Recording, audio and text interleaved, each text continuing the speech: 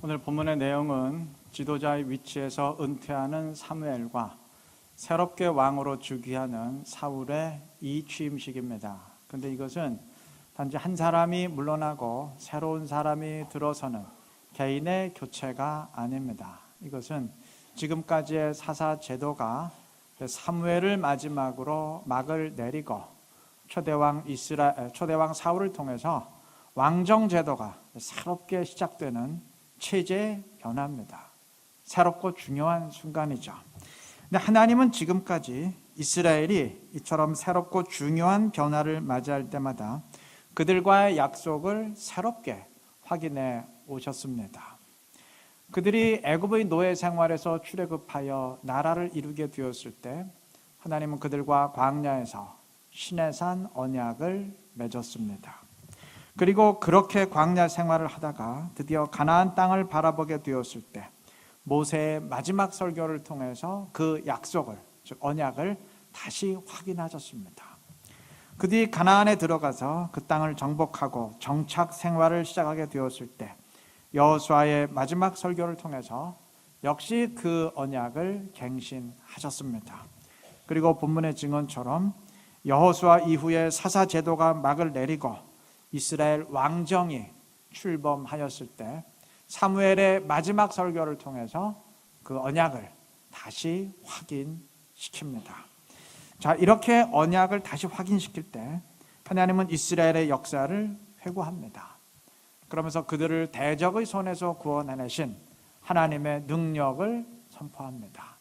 그 다음엔 가장 중요한 핵심 사항인 언약을 선포합니다. 한마디로 말하면 오직 여호와를 순종하라. 여호와를 순종하면 축복하실 것이고 불순종하면 징벌하실 것이다. 이 조건의 약속을 확인시킵니다.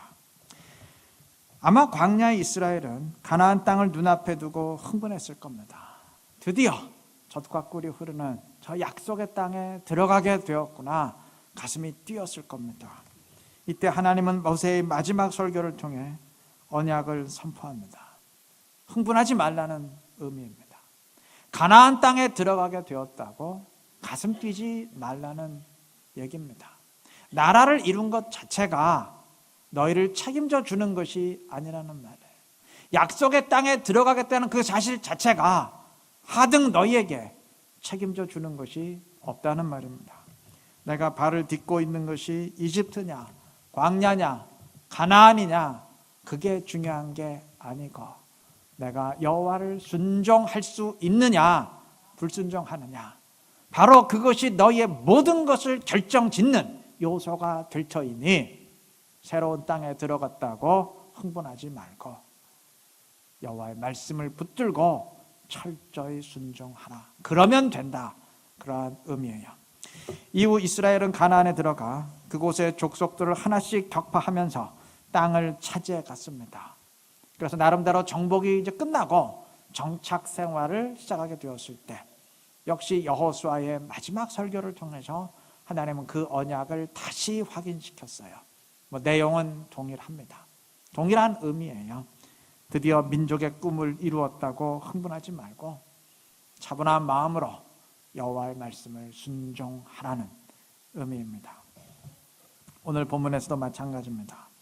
이스라엘은 이제 사사시대를 마감하고 왕정 국가를 시작하게 되었습니다. 백성들은 흥분했을 겁니다. 왜냐하면 왕정 제도는 백성들이 그토록 원했던 제도이기 때문입니다. 이스라엘이 왕정을 원했던 이유가 있습니다. 사사는 최고 지도자지만 권력을 지닌 사람은 아닙니다. 때문에 사사 제도에선 정부도 없고 관료 조직도 없습니다. 전쟁을 위해 군대를 동원할 때도 명령이 아니라 부탁을 해야 됩니다. 그러면 각 지파가 그 부탁을 수용해서 군대를 보낼 수도 있고 거부할 수도 있어요. 그러니까 모든 게 불확실해요. 예측이 불가합니다. 왕정은 달라요. 왕은 절대 권력을 지니고 명령을 합니다. 때문에 군대도 즉각 동원할 수 있고 또 사람들을 동원해서 농사 등에 필요한 시설을 즉각 건설할 수도 있습니다. 당시 이스라엘 주변의 강대국들은 전부 이러한 왕정 제도를 이용해서 도시를 건설하며 문명을 발전시켜 가고 있었어요. 이스라엘은 그 모습을 보면서 부러웠습니다. 우리도 저래야 되는데 부러웠어요. 이들은 주변 강대국들을 보면서 저들처럼 선진 문명을 이루기 위해선 저들이 택하고 있는 왕정이 필수적이라고 판단했어요. 그러다가 드디어 왕정을 이루게 되었으니 얼마나 기대감에 차 있었겠습니까? 이제 우리도 뭔가 할 수 있겠다. 가슴 부풀어 오르지 않았겠습니까? 이들에게 하나님은 사무엘의 마지막 설교를 통해서 언약을 다시 한번 확인시킵니다. 본문 14절, 15절의 내용인데 한마디로 요약해서 말하면 여호와를 순종하라는 거예요. 너희와 너희 백성들과 너희의 왕이 여호와의 말씀을 순종하면 좋겠지만은, 즉 여호와가 축복하실 것이지만 만약 불순종하면 너희의 조상들을 치신 것처럼 역시 너희들을 치실 것이다. 순종과 불순종에 대한 하나님의 축복과 저주의 약속을 다시 한번 확인시킵니다. 왕정 국가 만들었다고 감격하지 말라는 말이죠. 일사불란하게 움직일 수 있는 제도와 조직을 정비했다고 가슴 벅차 오르지 말라는 얘기죠. 너희가 죽고 사는 것은, 즉 이스라엘이 죽고 사는 것은 뭐 사사가 이끄느냐 아니면 왕이 통치하느냐 그런 체제에 달린 것이 아니고 오직 여호와를 끝까지 순종할 수 있느냐 하지 못하느냐 그것에 달린 것이니 경거망동하지 말고 차분한 마음으로 오직 여호와의 말씀만 붙들어라, 그러한 의미입니다. 우리 모두 마찬가지입니다. 만약 어떤 교회가 교회를 새롭게 건축했다, 그러면 가슴 뿌듯하겠죠. 목사가 새로 취임했다, 그럼 뭔가 가슴이 부풀어 오르는 게 있을 겁니다. 아마 주님은 그때 말씀하실 겁니다. 흥분하지 말고 여호와의 말씀을 철저히 붙들어라. 교회가 죽고 사는 것은 교회를 새로 지었느냐 아니면 목사가 그대로 있느냐 바뀌었느냐 그거 달린 것이 아니고 오직 여호와의 말씀을 철저히 순종하느냐 순종하지 않느냐 그것에 달린 것이니 그거 명심해라. 아마 그렇게 말씀하실 겁니다.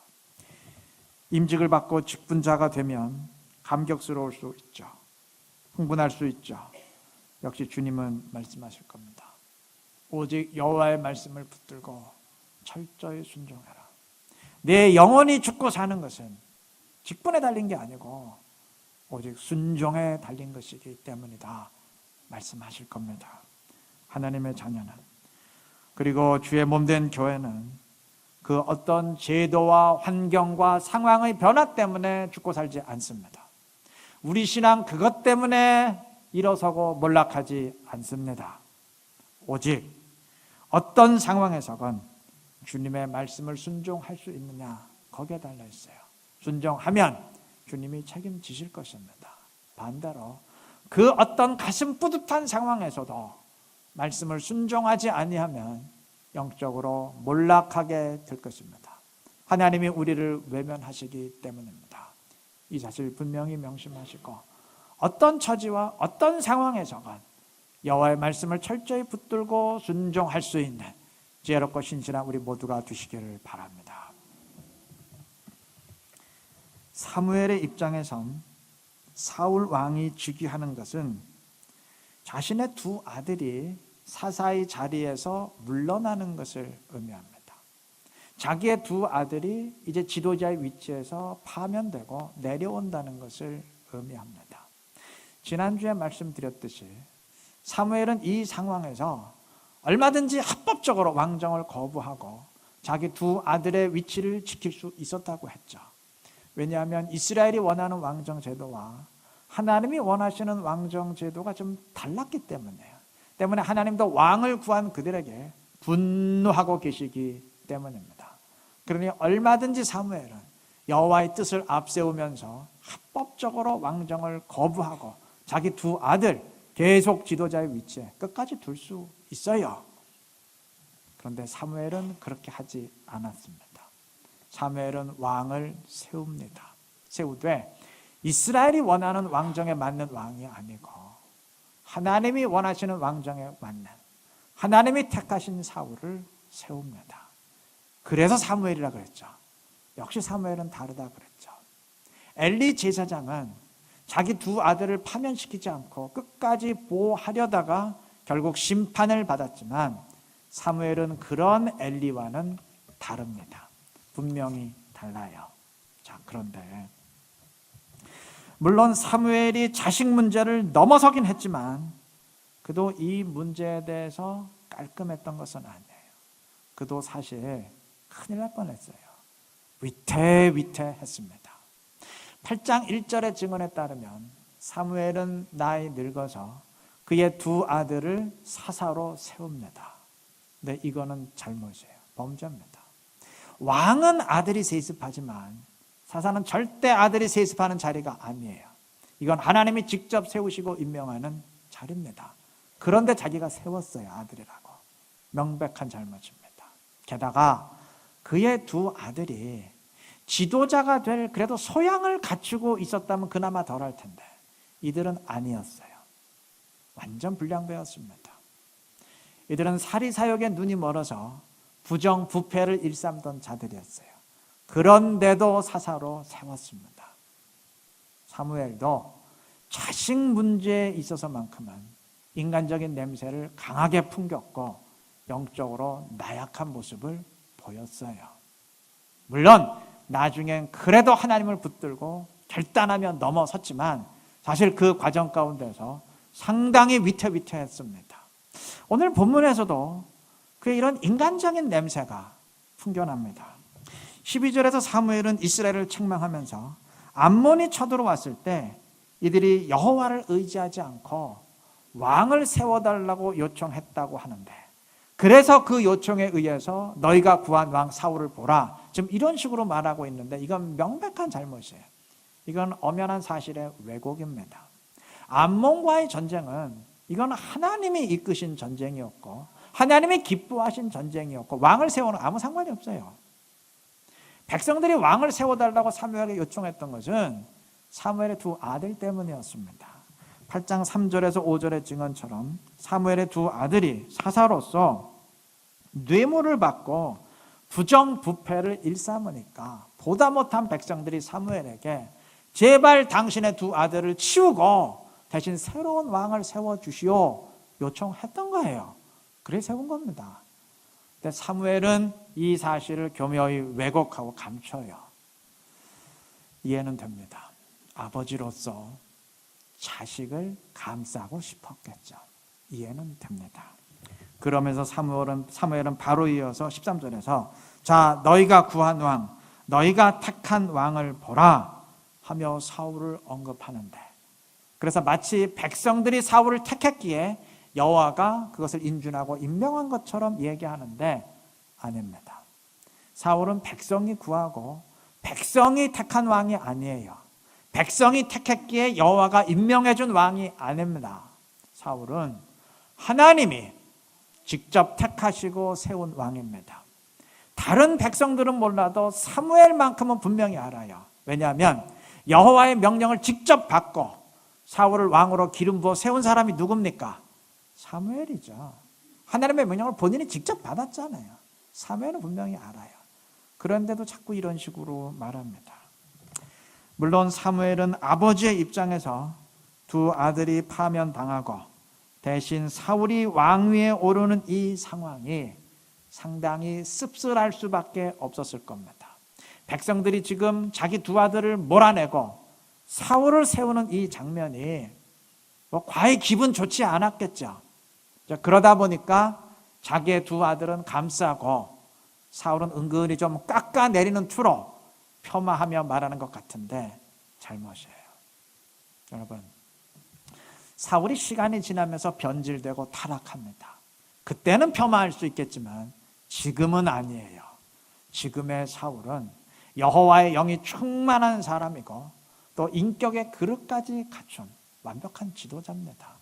이러한 사람이 왕위에 오르는데 바로 그 자리에서 그 취임식에서 왕을 세우는 너희가 잘못이다. 그래서 너희가 지금 사울을 택했지 않은 이런 식으로 말하면 이게 분위기가 어떻게 되겠어요? 이게 지혜로운 언사입니까? 그 사울의 입장이 어떻겠습니까? 여하튼 사무엘도 자식 문제만큼은 본인을 통제하지 못했던 것 같아요.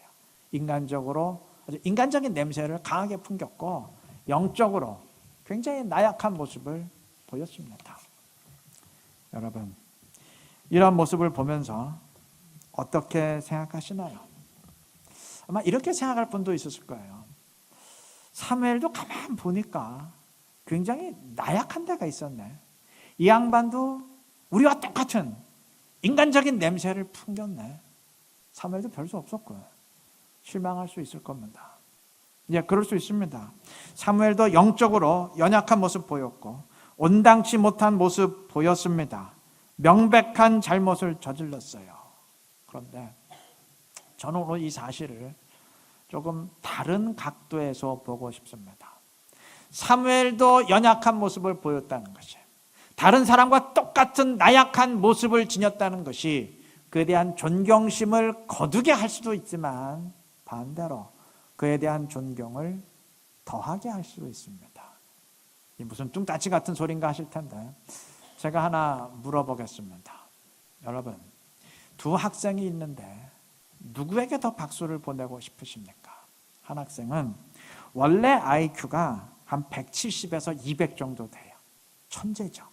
원래 머리 자체가 비상한 천재기에 공부를 잘하고 합격했어요. 그런데 다른 학생은 머리는 남들과 똑같아요. 그냥 평범해요. 근데 정말 피나는 노력을 하면서 자기 자신과 싸워 이겨내서 합격했어요. 여러분, 누구에게 더 아낌없는 박수를 보내고 싶으십니까? 두 번째죠? 그렇지 않아요. 부모에게 재산을 많이 물려받아서 부자가 된 사람과 어려운 상황에서 열심히 노력해서 자수성가한 사람, 누구를 더 평가하던가요, 사람들이? 두 번째죠. 자기 노력으로 이룬 사람. 여러분, 사무엘의 경우도 마찬가지입니다. 사무엘이 원래 완벽한 사람이 아닙니다. 그도 인간적으로 나약한 모습, 우리와 똑같은 모습을 보이는, 우리와 똑같은 사람이었어요. 성경이 그것을 증언합니다. 그런데도 3절과 4절의 증언처럼 그는 지도자로서 마지막 은퇴하는 날까지 평생을 신실하게 살았고 백성들이 그것을 증언했어요. 그도 자식 문제에 있어서만큼은 영적으로 휘청거리고 넘어질 만큼 나약했어요. 그런데 결국 그것을 극복하고 넘어섰습니다. 결국 자기 자식 내쳐고 왕을 세웠습니다. 다시 말하면 영적으로 온전히 서려고 피나는 노력을 했다는 얘기예요. 원래 사무엘이라는 사람 자체가 영적으로 남들과 차원이 높기에 저절로 신실한 삶을 살았던 게 아니라는 얘기입니다. 사람은 똑같았는데 우리처럼 똑같이 나약한 인간이었는데 그래도 처절히 노력하면서 신실한 삶을 살아냈다는 얘기입니다. 지난주 오전 예배 설교 때 공허의 협박에 굴하지 않고 하나님 편에서는 사도들의 모습을 보았습니다. 이들이 원래 이랬던 자들이 아닙니다. 이들은 원래 두려움에 굴복해서 다 배신하고 도망쳤던 자들이에요. 또 욕심에 굴복해서 서로 높은 자리 차지하겠다고 다투며 싸웠던 자들입니다. 한심한 자들이에요. 그런데 이들이 지난주에 보았던 것처럼 달라졌어요. 도대체 이들에게 무슨 일이 있었던 걸까요? 지금 제가 여러분들이 무슨 답변을 생각하고 계시는지 다 짐작을 합니다. 성령을 받았으니까 좀 그렇게 말하고 싶으시죠? 여러분, 성령이 임하면 사람이 저절로 바뀌어집니까? 성령 충만하면 아예 두려움도 못 느끼게 되고 욕심도 안 생깁니까? 그렇습니까? 아니에요. 성령 임해도 사람의 기본적인 본능 그대로 가지고 있습니다. 성령 충만해도 원죄 그대로 지니고 있고 죄의 본능 그대로 지니고 있습니다. 똑같이 두렵고 똑같이 느낍니다.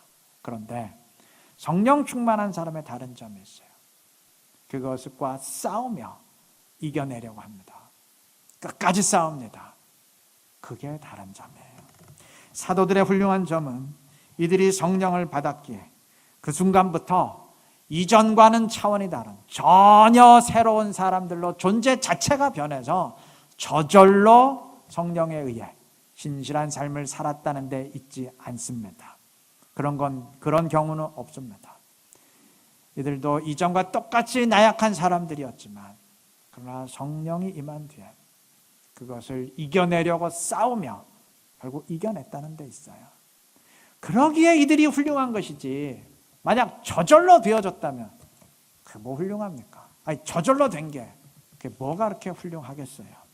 사무엘이 훌륭했다면 그건 사람 자체가 남달랐기에, 아예 존재 자체가 수준이 달랐기에 저절로 순종의 삶을 살았다는 데 있지 않습니다. 그도 인간적인 냄새를 풍겼고 때로 위태위태하며 휘청거릴 만큼 남들과 똑같이, 우리와 똑같이 연약한 사람이었지만 그래도 그것을 극복하기 위해 싸우면서 하나님 편에 섰다는 데 있습니다. 다윗은 남의 아내 빼앗은 사람이에요. 게다가 사람을 죽이도록 청부살인한 사람입니다. 거기에다가 하나님의 뜻을 무시하고 인구조사해서 애꿎은 사람 7만 명, 무려 7만 명입니다.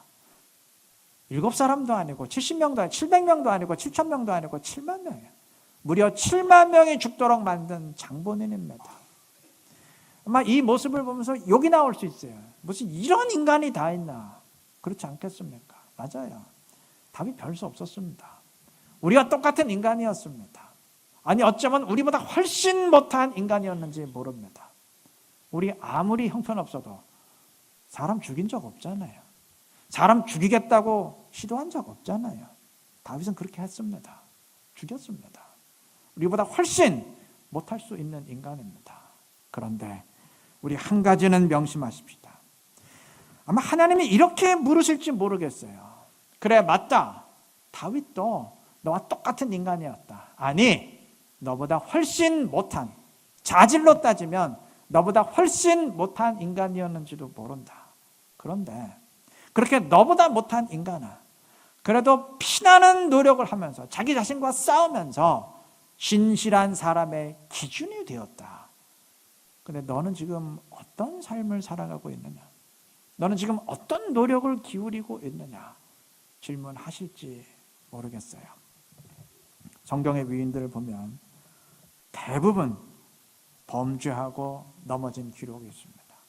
범죄도 이만저만한 범죄가 아니고 끔찍한 범죄를 저지르고 넘어진 적이 있어요. 다윗 사람 죽였고 모세도 사람 죽였어요. 우리 사람 죽인 적 없죠. 근데 이들은 그랬어요. 이 모습을 보면서 혹시 위안을 느끼시는 분 있습니까? 아, 이 양반 이런 범죄 저지른 적 있네. 난 그래도 이런 범죄는 생각도 해본 적이 없는데. 그러면서 혹시 위안을 느끼십니까?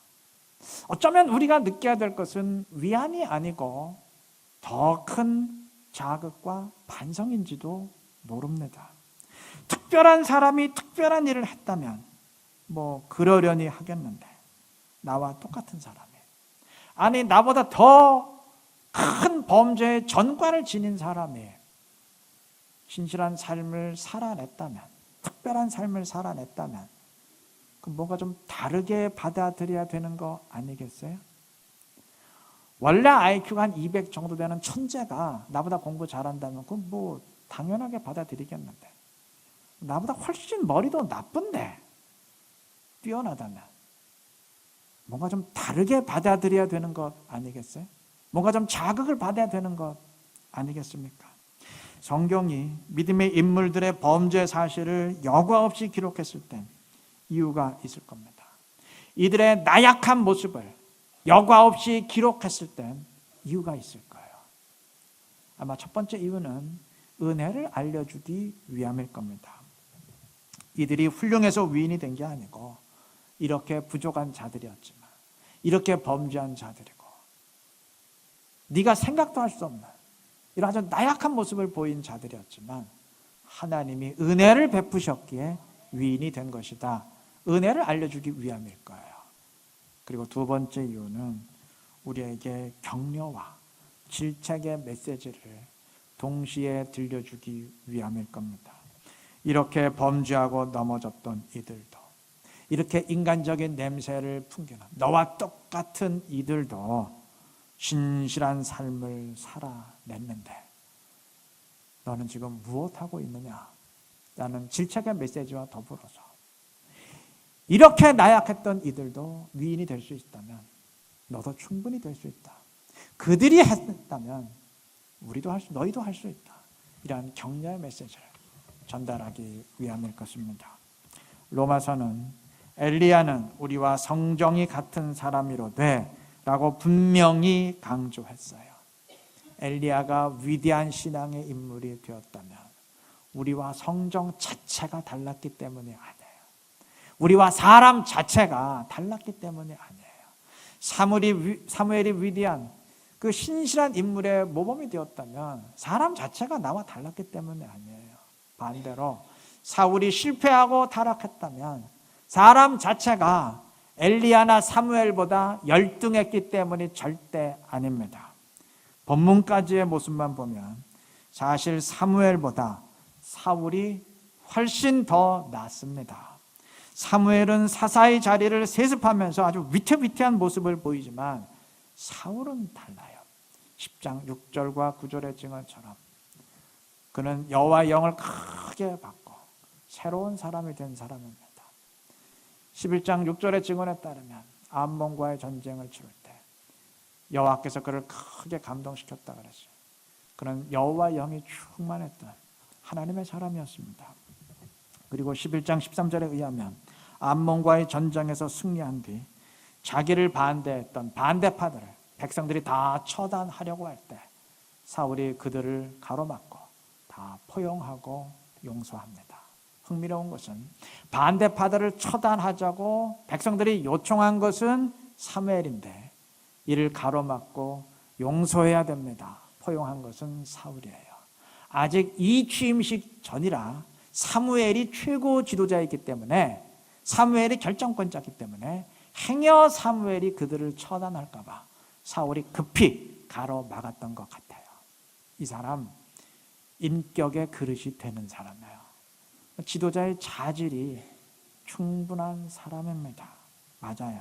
사람 자체로 보면 사울은 영적으로 그리고 인격적으로 사무엘보다 못할 게 없는 사람이에요. 오히려 나은 사람이에요. 그런데 한 가지, 사무엘은 말씀 위에 서려고 끝까지 기도하며 자신과 싸우며 노력했던 반면 사울에게는 그런 것이 부족했어요. 그 차이입니다. 사람의 차이가 아니고 태도의 차이였습니다. 노력의 차이였습니다. 여러분, 사람의 차이는 어쩔 수 없어요. 받은 달란트와 능력의 차이도 어쩔 수 없습니다. 그러나 자세와 태도는 다릅니다. 그건 나에게 달린 겁니다. 예, 맞습니다. 신앙은 나에게 달린 겁니다. 성경은 사무엘의 나약했던 모습을 통해 노아, 모세와 엘리야, 다윗 등의 범죄와 나약했던 모습을 통해서 우리를 질책하며 동시에 격려합니다. 너와 똑같은 이들도 할 수 있었다면 너도 충분히 할 수 있다. 그들이 해냈다면 너도 할 수 있다. 격려하여. 그러면서 동시에 그런데 왜 안 하고 있느냐?